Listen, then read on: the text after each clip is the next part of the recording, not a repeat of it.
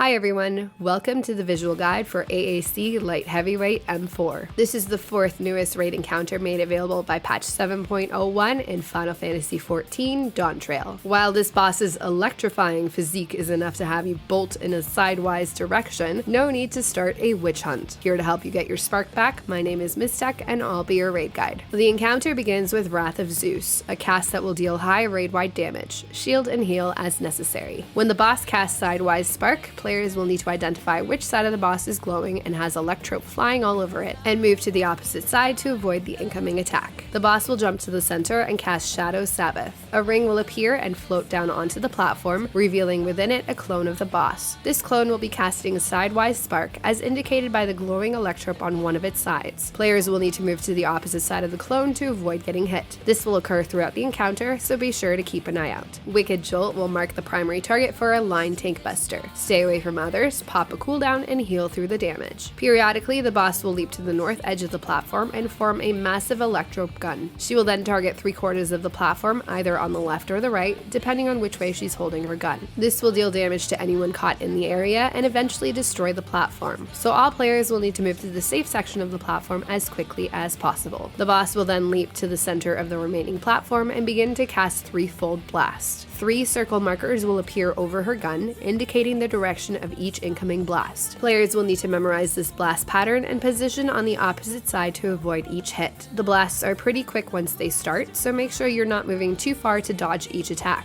A quick step over the center line and back is really all you need. The boss will then cast Fourfold Blast and the same markers will appear, only this time there will be 4 blasts to look out for and dodge. Identify the order of blasts and be ready to move appropriately to dodge each one. Immediately after the final blast, the ground under players will be targeted for more circle attacks, and everyone will need to quickly move out of the way to avoid getting hit. At this point, the platform will return to normal. Wicked Bolt will target one player with the stack up marker. Everyone will need to stand with them to share the incoming damage. Next up, the boss will form massive wings and fly to a random edge. She'll cast Bewitching Flight, and these purple lasers will appear over her wings. Players will need to stand in between these lasers to avoid getting hit by the incoming line attacks. This attack will leave behind purple lines seared into the platform. Each of these lines and the platform tiles next to them will eventually explode. Once these lines begin to glow with this extra lightning pattern, move away from those areas as necessary. There are more circle AoE attacks to dodge on the ground during this time, and as the last lightning line is exploding, the boss will also cast Sidewise Spark. Identify the side of attack and move to the opposite side to avoid. During the next Shadow Sabbath, 4 clone rings will appear in succession, and players will need to dodge each clone in the order they appeared while also keeping an eye on the boss to dodge her side attack at the same time. Mechanics will repeat here until the next Stampeding Thundercast and platform destruction. This time, the boss will begin with Fivefold Blast. Players will need to memorize the 5 blast patterns before dodging each attack as necessary. After the final blast, all players will be targeted by these circle markers and they'll need to spread apart on the available platform to avoid overlap. The platform will then return to normal. During the next Shadow Sabbath, the boss will form a winged clone and both of them will cast their laser beams across the platform in a crisscross pattern. Players will need to stand in the areas between both sets of lasers to avoid getting hit.